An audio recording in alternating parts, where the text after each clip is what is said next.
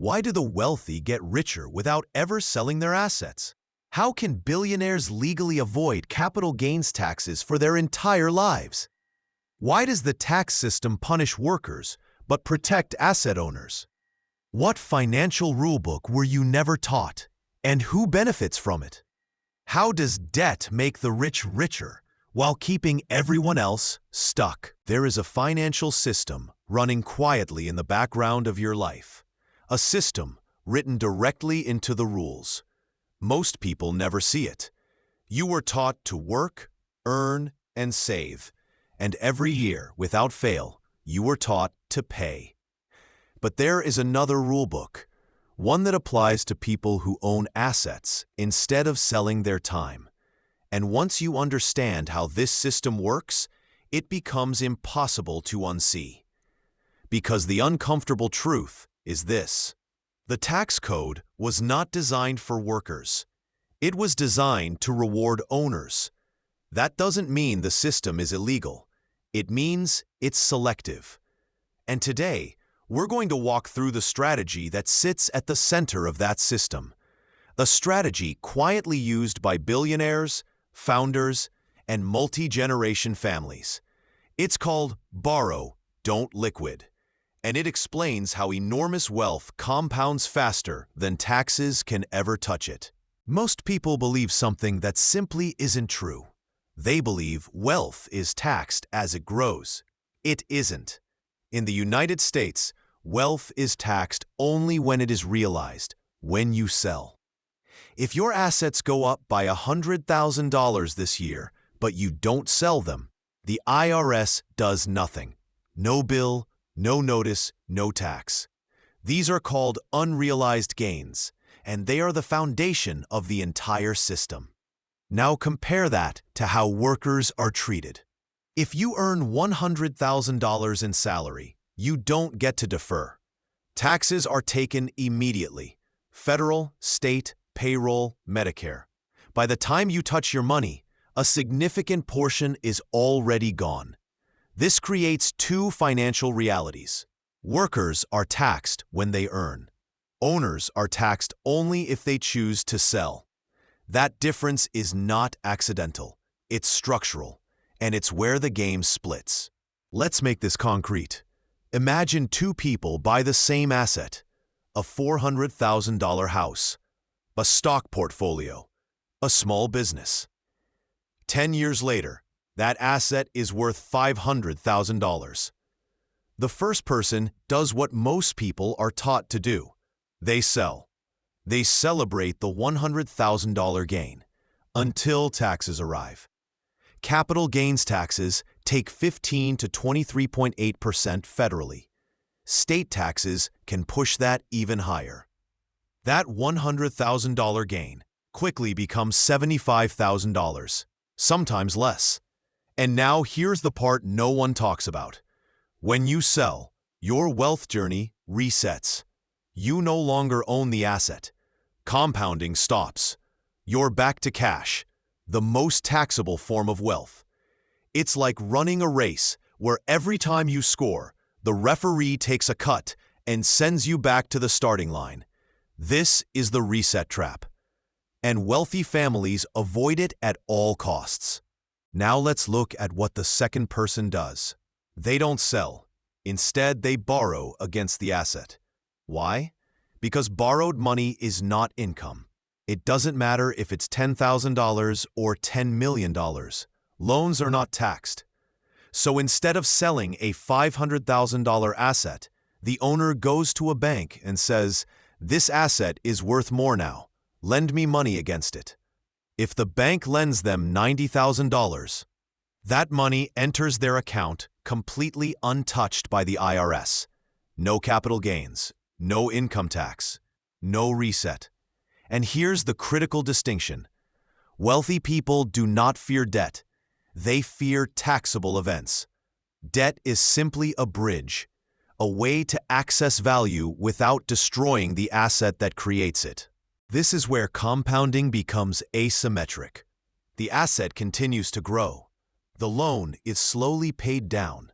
Inflation reduces the real cost of the debt. Over time, borrowing capacity increases. So the owner does it again. Borrow, reinvest, hold, borrow again. No selling, no taxation, no reset.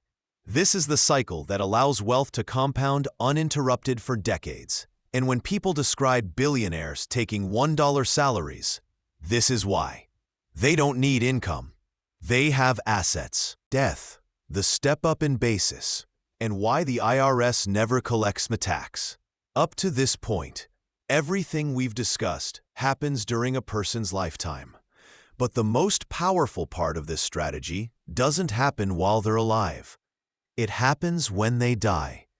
This is where the system quietly closes the loop, and where the IRS never collects the tax it's been waiting decades for.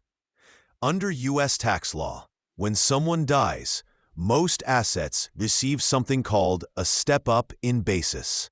Here's what that means. If you bought an asset for $100,000 and it grows to $1 million over your lifetime, you would normally owe capital gains tax on the $900,000 difference when you sell. But if you never sell, and instead pass that asset to your heirs, the IRS resets the cost basis. On paper, it's as if your heirs bought the asset at $1 million, not $100,000. Decades of gains vanish instantly. No capital gains tax, no deferred bill, no reckoning. The tax obligation doesn't get postponed. It gets erased. Now remember the loans. Those loans that funded the lifestyle, they don't break the system. When the estate is settled, a small portion of the assets can be sold to pay off the debt, often with little or no tax impact because of the stepped-up basis. The rest continues forward, clean and intact, into the next generation. This is how wealth crosses time without being reset. This is why the strategy is called borrow until you die, because death isn't the failure point of the system, it's the finish line. This is not a loophole hiding in the shadows. The step-up in basis is written directly into the tax code. It has existed for decades, and it is one of the most powerful wealth preservation tools ever created. The inequality engine. Why the gap keeps widening. Now that you understand the mechanics, the outcome becomes impossible to ignore. The borrow until you die strategy doesn't just preserve wealth, it reshapes the entire economy. Because when one group can defer taxes indefinitely and another cannot, compounding no longer plays fair. Let's compare two paths. A worker earns income. That income is taxed immediately. Whatever remains can be saved or invested, but always with friction. An owner holds assets. Those assets grow quietly. No tax is triggered unless they choose to sell. Over time, the difference compounds faster than effort ever could. This is why wealth inequality doesn't just exist, it accelerates. Not because one group works harder, not because one group is smarter, but because the rules reward ownership over labor. Every year, workers lose momentum to taxation. Every year, asset owners gain momentum through deferral. Now zoom out. Most policy debates focus on income, wages, salaries, bonuses. But the real divide isn't income, it's access. Access to assets, access to credit, access to deferral. And without access, effort alone can't close the gap. This is why so many people feel like they're running faster, yet falling further behind. They are playing a game where every gain is taxed, while somewhere else, wealth is compounding silently, untouched, and legally protected. Can regular people access this system, or is it locked behind wealth? At this point, there's an obvious question. If this system is so powerful, if it compounds wealth across generations, why isn't everyone using it? The honest answer is uncomfortable. The full version of Borrow, Don't Liquidate is designed for people who already own significant assets. It requires scale. It requires collateral. It requires access to cheap credit, and pretending otherwise would be dishonest. But that doesn't mean regular people are completely locked out. It means the system operates on levels. Ultra-wealthy families use this strategy with large stock positions, private businesses, commercial real estate, family offices, and private banks. They can borrow millions at low interest rates because their assets are massive and stable. Most people don't have that. So the question isn't, can I copy this exactly? The real question is, can I apply the logic behind it? And the logic is simple. Wealth grows fastest when assets are allowed to compound uninterrupted. Selling interrupts compounding. Taxes slow momentum. Frequent resets keep people small. That principle applies at every level of wealth. For most regular people, the closest access point is ownership, not income. That could be long-term investing instead of constant trading, owning property instead of flipping it, using equity strategically instead of liquidating it, avoiding unnecessary taxable events. Not shortcuts, not gimmicks, just understanding the rules. But here's the boundary that matters.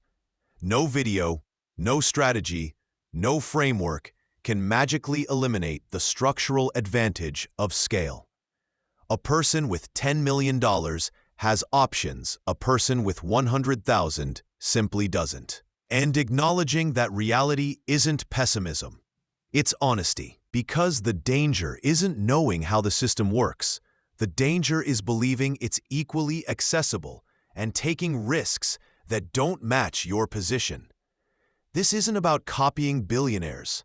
It's about understanding why they make the choices they do, why they hold instead of sell, why they borrow instead of liquidate, why they think in decades, not quarters. Once you see the logic, your financial decisions change, even at a smaller scale. What this system means for the future. Once you understand how this system works, the future becomes easier to predict. Not because it's secret, but because incentives never lie. A system that rewards holding assets instead of selling them will always produce the same result. Wealth concentrates. Ownership consolidates. Power compounds. And that's exactly what we're seeing. Over the past few decades, asset prices, stocks, real estate, private equity have grown far faster than wages, not by accident, but because the rules encourage capital to stay invested, untaxed, and compounding. Meanwhile, labor is taxed immediately. Consumption is taxed constantly. Liquidity is penalized. The system nudges people away from selling, away from cash, and toward permanent ownership. This is why debates about income miss the point. The future isn't being shaped by salaries. It's being shaped by who owns assets and who doesn't. As long as capital gains are deferred, as long as borrowing remains untaxed, as long as step-up in basis exists, wealth will continue to move upward and forward in time, generation after generation. As governments run larger deficits, as inflation pressures rise, as interest rates fluctuate, the incentive to avoid selling assets becomes even stronger. Selling creates taxes. Taxes reduce flexibility. Borrowing preserves optionality. That's not speculation. That's behavior responding rationally to the system. This is why understanding borrow until you die matters even if you never use it. Because it explains why markets behave the way they do, why asset prices seem disconnected from wages, why wealth inequality persists despite policy changes, why ownership is increasingly protected, and why financial power is less about effort and more about position. The question isn't whether this system will continue. The question is whether people understand it before they make decisions that work against it. Because once you see the rules clearly, you stop blaming yourself for outcomes that we're structurally biased from the start. And instead, you start making choices with awareness. The rulebook you were never shown. The borrow until you die strategy isn't a trick, it isn't hidden, and it isn't illegal. It's a reflection of how the financial system was designed. A system that rewards ownership over labor, holding over selling, assets over income. Once you understand that, a lot of things suddenly make sense. Why wealth concentrates. Why selling feels like starting over. Why the richest families rarely liquidate. Why taxes shape behavior more than effort ever could. This isn't about telling you what to do. It's about showing you how the game is actually played. Because when you're taught only one rulebook, it's easy to blame yourself for falling behind. But when you finally see both rulebooks side by side, the picture changes. You don't need to agree with this system. You don't need to admire it. But you do need to understand it. Because whether you participate in it or not, it is shaping markets, policy, and the future of wealth around you. And that's what we do here. At MoneyLore Insider, we don't sell shortcuts. We don't promise riches.